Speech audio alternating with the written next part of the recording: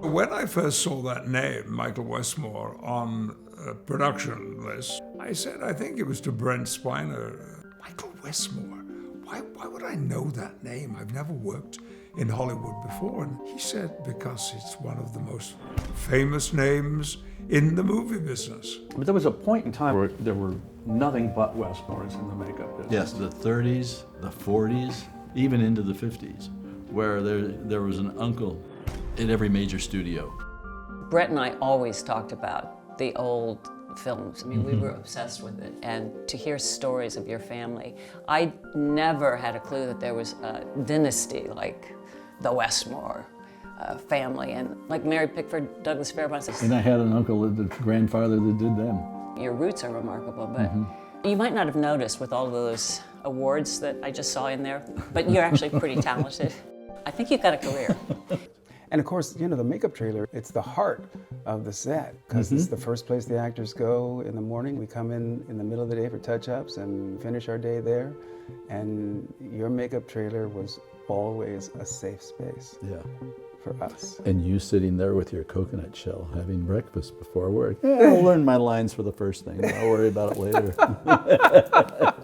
Well, I took advantage of a good memory back in the day. Those days are done. I love my job. My career is like yours, like going all the different movies you do. Well, I had segments. I was at Universal for 11 years. Right. I was independent with Stallone, De Niro, and Elizabeth Taylor for 10 years. And then all of a sudden, 1987, I get a call to do Star Trek. And hey, it'll probably go about 2 years and we'll be out of here. Everybody thought about 2 years. I even called Marion. I used to go to June Hayworth's chair and get made up because, first of all, you were too good for me. You did Brett Spiner, you did Gates, you did all the great aliens. So it was a privilege to finally sit in the king's chair. So I was up at the end of the makeup trailer. There was nobody else but you and me. We're in there. Was this a Friday night? No, it was at midday. Oh. So you escaped from the lab where you'd been snorting chemicals, playing with plastics. I got in late, so I had breakfast at home. It was one of those rare times. So you said, what do you wear? I say, well, I usually use Visiora too. I said, yeah, that'll be fine. You started working on me.